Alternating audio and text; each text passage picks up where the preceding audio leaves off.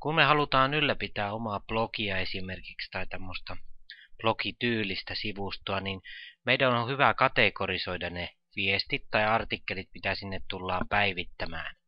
Eli nythän meillä on täällä sivustolla, jos katsotaan, niin täällä oli oletuksena tullut tämä Moikka maailma -viesti. Ja nyt kun me halutaan ruveta pitämään tätä blogia, meidän olisi hyvä järjestää nämä kaikki tulevat viestit kategorioihin, jonka jälkeen sitten kun tänne tulee myöhemmin paljon viestejä, niin meidän on helpompi erotella ne viestit sillä tavoin, että jos käyttäjä on kiinnostunut vaikka kaikista valokuvausaiheisista viesteistä, niin kategoria voi olla vaikka valokuvaus. Jos taas käyttäjä on kiinnostunut esimerkiksi matkailuaiheisista viesteistä, meillä voi olla täällä kategoria matkailu. Tai mikä tahansa periaate, miten me halutaan kategorisoida näitä viestejä. Niin luodaan näitä kategorioita tänne valmiiksi. Eli täällä on nyt yksi kategoria oletuksena tämmöinen kuin yleinen. Ja mä haluan sinne luoda vaikka valokuvaus- ja matkailukategoriat. Niin mä pääsen luomaan näitä kategorioita täältä ohjausnäkymän kautta.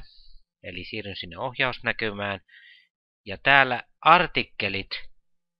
artikkelit valinnan alla.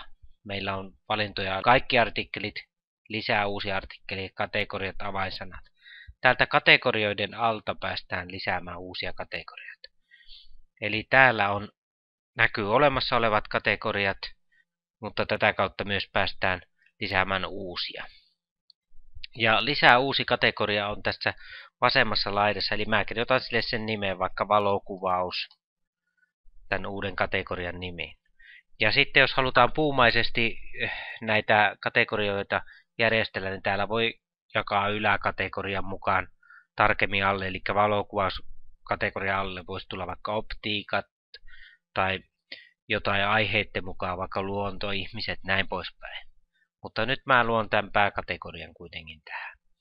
Ja kuvauksen voi kirjoittaa tai sitten polkutunnuksen avainsanan kategorian nimestä, mutta mä luon vain tuon kategorian nimellä valokuvaus.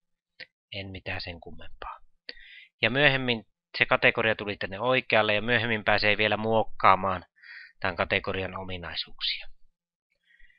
Ja sitten luodaan toinen kategoria vaikka nimellä matkailu. Ja lisää uusi kategoria.